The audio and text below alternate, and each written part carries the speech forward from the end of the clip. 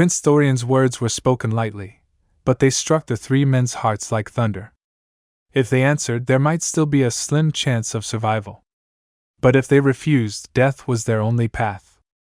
They had struggled for years to achieve their current wealth and status.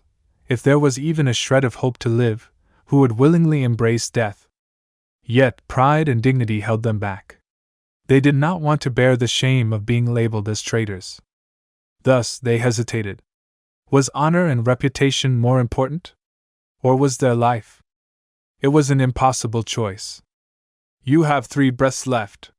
If you remain silent, you will lose your chance. Thorian's voice was steady and emotionless. Yet, it carried a chilling weight that sent sweat dripping down the foreheads of the 3 Red Fire Army generals. As the countdown neared its end, the general on the far left could no longer hold back. Your Highness! I'll speak, I'll tell you everything. He dropped to his knees and frantically crawled forward, fearing someone else might speak first. You traitor! Die! The middle general roared in fury, shattering his restraints with sheer strength before slamming his palm onto his comrade's head. Bang! A dull explosion rang out. The leftmost general's head burst open like a watermelon, scattering red and white across the ground. How dare you! The law enforcement officers reacted swiftly, drawing their blades and pressing them against the middle general's throat, restraining him once more. Ha! The captured general let out a maniacal laugh. Go ahead, kill us! But don't even think about making us betray the general! Thorian took the silk handkerchief offered by a maid and calmly wiped away the blood that had splattered onto his face. His expression remained indifferent. So, you consider yourself a true warrior? A severed head is no more than a bull-sized wound. What's there to fear?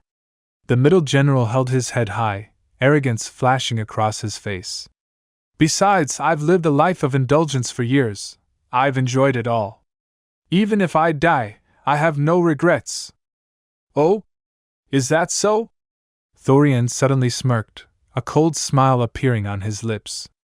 If you're not afraid of death, then I'll let you experience something far worse, a fate worse than death. With a wave of his hand, he gave his command in a voice like ice. Take him to Black Prison. Make sure he is well taken care of. I want to see how long he can endure all 108 punishments. At those words, the general's expression changed instantly. He had heard of Black Prison's infamy. It was no place for a human. Even the toughest warriors, once thrown inside, would break after enduring just a few of its cruel tortures. To be sent there meant begging for death, but never being granted it. The mere thought of his impending suffering made his entire body tremble. Cold sweat drenched his back. Rather than being tortured to death, he would rather die swiftly. A flicker of determination crossed his eyes, and he suddenly lunged forward, aiming to impale his own neck on the law enforcement officer's blade. But the officers had anticipated this. With a swift motion, they withdrew their blades and pinned him to the ground with expert precision.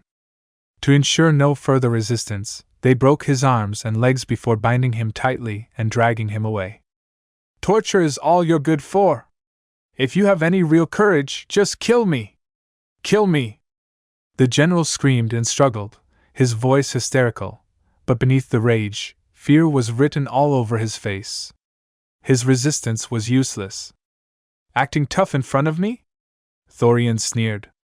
If you were truly unafraid of death, you wouldn't have been captured in the first place. Last night, when they were surrounded, a real warrior would have either fought to the end or taken his own life to prove his loyalty. That would have been true bravery. But this man?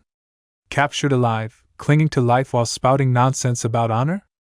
He was nothing but a hypocrite. Had he not known about Black Prison, he would have probably continued his righteous act, pretending to be a loyal subordinate. Of the 3 Red Fire Army generals, one was dead, one was imprisoned, and only one remained. The last general knelt on the ground, trembling uncontrollably, drenched in sweat. He didn't want to die. But even more than that, he didn't want to be sent to Black Prison. He had only followed Zhang Long and Zhao Hu's orders to rescue the general. He had never intended to become a traitor. He had elderly parents, a wife and 2 children. His life had been good. His future had been bright.